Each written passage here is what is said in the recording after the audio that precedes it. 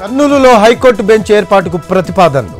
న్యాయశాఖ సమీక్షా సమావేశంలో సీఎం చంద్రబాబు 100 ఎకరాల్లో అమరావతిలో లీగల్ కాలేజ్ ఏర్పాటు చేస్తామన్న సీఎం.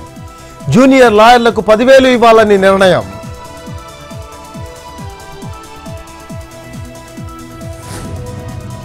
తెలంగాణలో 1 state 1 digital card.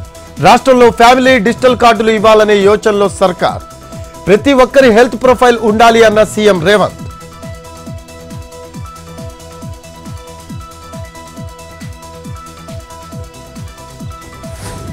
Tirumala Akhilandam వద్ద ప్రమాణానికి కరుణాకర్ రెడ్డి యత్నం. అడ్డుకొని లాగేసిన పోలీసులు.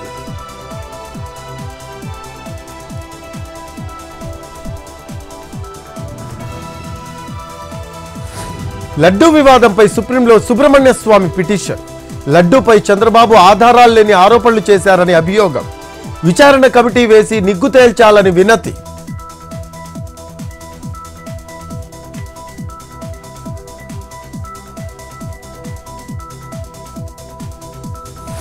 హైదరాబాద్ లో అన్ని చెరువులు ప్రక్షాళన చేయాలి. ఆ తర్వాతే చెరువులు కాపాడాలన్న ఎంపీ ఈటల. కూల్చివేతలతో నష్టపోయిన వారికి ప్రభుత్వం పరిహారం ఇవ్వాలని డిమాండ్.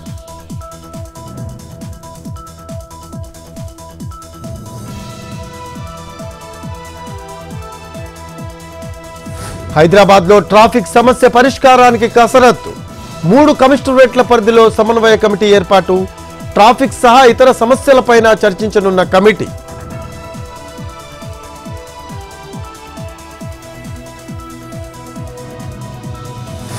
హర్యానా జగదారిలో అమిత్ షా ఎన్నికల ప్రచారం. షెల్జా లాంటి దళిత నేతలను కాంగ్రెస్ అవమానించిందన్న అమిత్ షా. అధికారంలో ఉన్నప్పుడు బిఆర్ అంబేద్కర్ కు భారతరత్న ఇవ్వలేదని ఫైర్.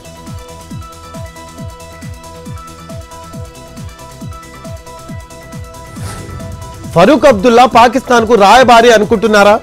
జమ్మూ బీజేపీ ప్రధాన కార్యదర్శి తరుణ్ చుగ్ ప్రశ్న. జమ్మూలో విపక్షాలు శాంతి అభివృద్ధిని పడంగా పెట్టాయని ఫైర్. పాక్ చర్యలకు మద్దతు పలుకుతున్నారని మండిపాటు.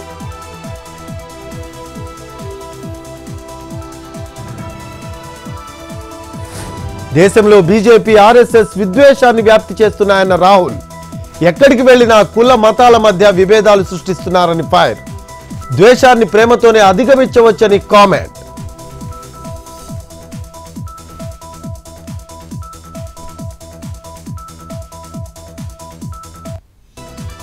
పల్నాడు జిల్లా చిలకలూరిపేటలో ఉద్యోగాల పేరుతో మోసం. కోర్టులు రైల్వేలో ఉద్యోగాలు ఇప్పిస్తానని డబ్బులు వసూలు. శ్రీనివాసరావు అనే వ్యక్తిపై గుంటూరు జిల్లా ఎస్పీకి బాధితుల ఫిర్యాదు.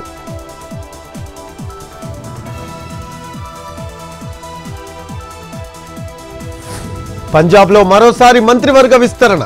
కొత్తగా 4గురిని కేబినెట్ లోకి తీసుకున్న భగవంత్ మాన్. 4గురితో మంత్రులుగా ప్రమాణం చేయించిన పంజాబ్ గవర్నర్ గులాబ్ చంద్.